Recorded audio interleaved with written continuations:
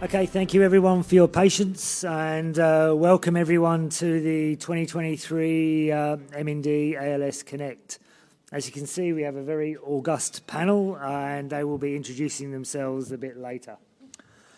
So I'll just briefly mention before we start that the Alliance follows the guiding principles of research, and those three principles are basically open science. Everything we do should be freely available to everyone. We don't duplicate the work of others. We don't want to do stuff that's been done before. It should all be different. And then we also need to include underrepresented people and communities in everything we do. I mean, that's we've heard a lot about that in the last couple of days, and it's a really core guiding principle of the Alliance research. And as we develop our research strategy, those three principles are going to be right front and centre in that.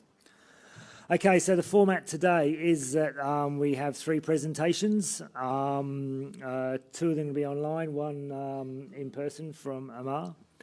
And then there won't be any Q&A directly after that. Then we're going to have, we'll have the presenters joining the panel here, and we'll have a joint Q&A.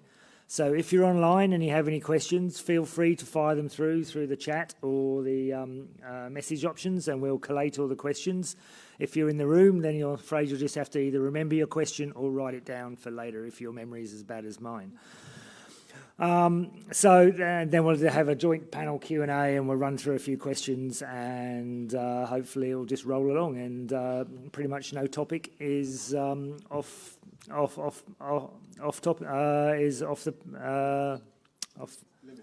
limits. That's the words I was looking for. So, right, and now I think Alison's going to come up and tell us about herself. Gethin's really good at winging it.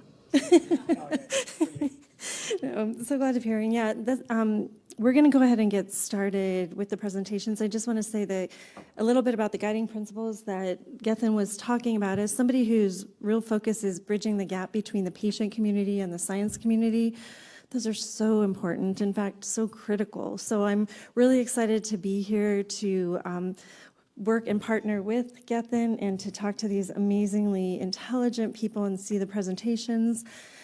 Just to make sure that you understood the format a little bit, we are going to go through each presentation, not taking questions after each, but rather going through the whole introduction of the Science Advisory Committee, asking them a couple of questions, and then we'll open the floor up. So just to make sure that you understood, we aren't skipping that, we're just putting that to the end.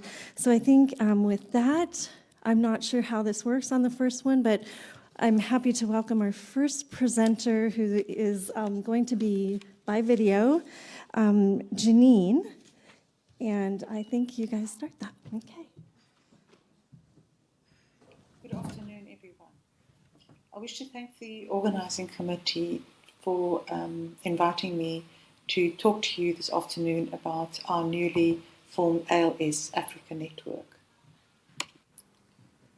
Before the Ice Bucket Challenge, the services for ALS patients in South Africa, and indeed in Africa, were poorly organised. There was little to no African research activity, and although there was an NDA presence in South Africa, there was none elsewhere in Africa. In 2017, however, things changed. Michael Benatar, who is the principal investigator at the University of Miami for the research consortium called CREATE, in which is involved in phenotyping, genotyping, and biomarker development in ALS, invited us to join their consortium.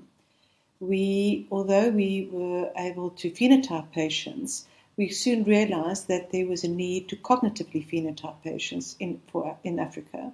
And indeed, there's no cognitive data on Africans with ALS. We then applied to the ALS Association for a seed grant to adapt and norm the ECAS, which is a cognitive screening tool that specifically developed for patients with ALS.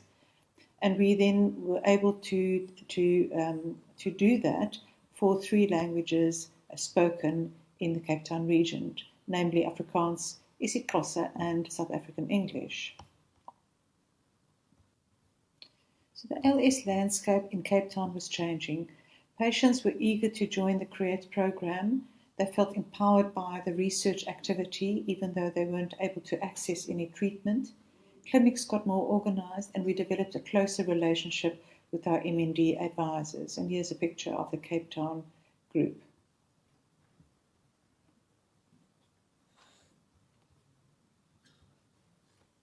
But what was known about the epidemiology of ALS in Africa? There were very few formal studies. There were 2 community-based estimates of the ALS prevalence previously performed in Ethiopia and Nigeria. And the only formal study really was that led by Hennen from Stellenbosch University in Cape Town, and that was a 4-year incidence study across the province, which showed that our incidence rates of ALS amongst our different population groups was similar to Asia overall, but less than in Europe. However, there were very many logistical problems, such as patients with a lower socioeconomic activity had less access to specialist care, and but it was the best that we could do.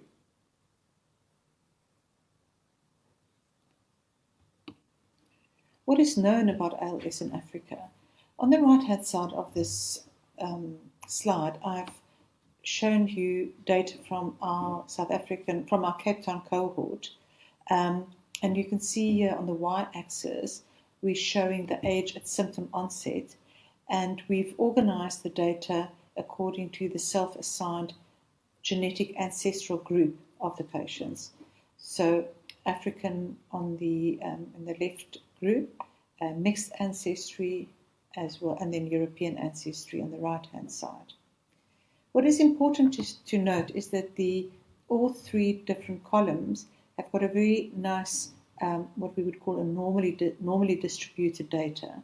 So there isn't a excess bias on either end of the spectrum to suggest that socioeconomic or other factors might impact longevity.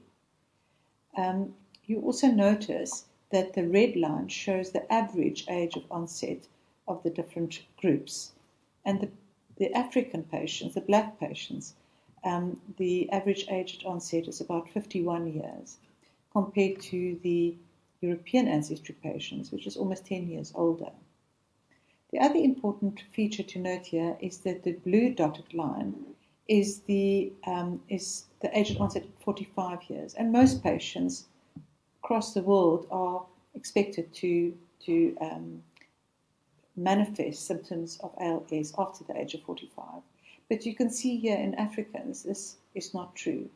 A large proportion of patients, in fact, have their symptom onset prior to age 45. And what is interesting, even though this is data collected now from our sample, Osuntokan in 1974 already observed this in his Nigerian data that was published in Brain in that year. However, as I said previously, we have got a limited data on genetic profiles, and cognition in Africans with ALS is yet unknown.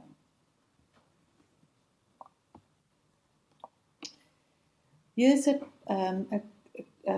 picture that I took from a 2017 publication in Practical Neurology, which is from the BMJ group, and it shows the map of what is known about genetic testing in motor neuron disease or ALS at the time. And you can see all the continents have got some presence on this graph, except Africa. So this is really one of the things we would like to change. Another important feature that I think I would like to highlight here is that I took this picture from the Clinical Trials Glossary from the Motor Neuron Disease Association page.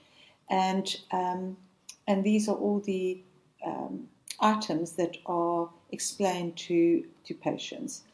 And apart from biomarker, the other terms are really irrelevant in our context because we don't have access to treatment at all for our patients, and we would like to change that. So it really is, it was the call and the engagement of the International Alliance of ALS MND Association to change the landscape for all people with ALS across the world that really started us thinking about changing the landscape for Africans, and that we had to do it ourselves. We then submitted a grant again to the ALS Association, and they awarded us a seed grant again in October 2022 to start to set the foundations for the ALS Africa network. What are the aims of the ALS Africa? Well, we want to organize our clinics to become trial ready. We want to start patient support platforms in areas where there are no MNDA organizations yet. Maybe this can even be done by social platforms such as WhatsApps, where patients can receive support in remote areas. The clinics can provide multidisciplinary access, and we want to foster ALS research in Africa by Africans.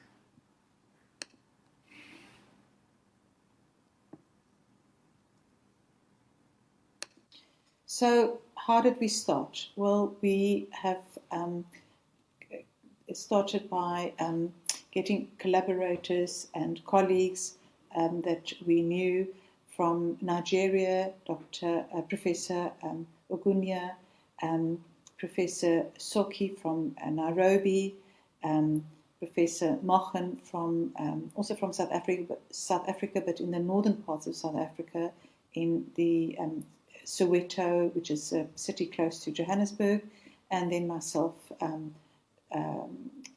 Really, the four of us started the ALS Africa Network a year ago with virtual meetings, a common database that is shared and hosted by each different institution, a common informed consent documents for our patients, and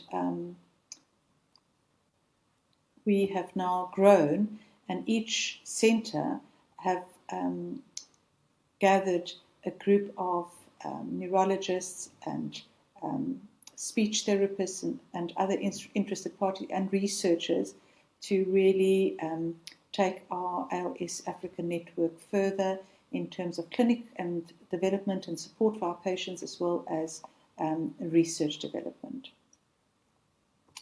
So what can we do for our patients? Well, at the moment we can offer our ALS patients not really very much. In the clinic, the doctor is the treatment by and large. The research programs that we have started, which are mainly phenotyping and genotyping, are important because we will then describe the mutational landscape and at least draw attention to the different genetic causes for ALS in our patients.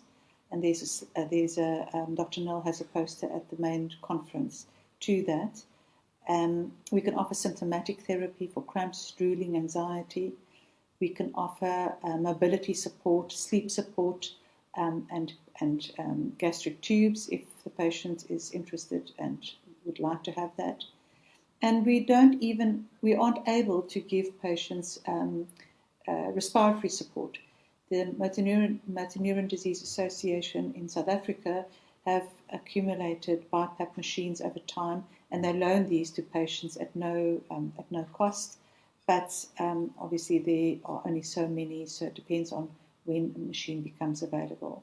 And they can also loan things such as commodes, etc., if they have them available. What is missing? Well, there is a lot missing. We live in a limited resource setting. Some of our patients are well off, but a lot of our patients are not. And I have patients that are living in this kind of situation where they don't even have an inside toilet. We don't have any ALS treatments or trials, and we would like to change that. We need funding to catch up. in terms of genomics research, and we need the support to really grow and sustain ALS AfricaNet. I've mentioned that that Nell has got a poster about the mutational landscape as we know it at present, and that really only relates to Southern Africa at the moment. But there are important scientific signals that can be explored with our data, such as the earlier age at onset, and possibly if there is greater resilience to ALS in our patients, if we truly have a lower incidence than the global north. And then finally, I just want to acknowledge Melissa now recently received Wellcome Trust funding to really kickstart ALS genomics for our partners in ALS Africa. Michael Benatar and the CREATE Consortium that supported us and mentored us and is still guiding us. The ALS Association for providing 2 rounds of seed funding to assist us. The South African Motor Neuron Disease Association, that has been amazing. The Alliance for enthusing us. And then, of course, last but not the least, our patients and families for their participation. Thank you very much. Thank you, Jeannine. And just as a reminder, Jeannine will be joining us as the Science Advisory Committee and on the panel and questions after. So thank you, Jeannine. We look forward to talking with you.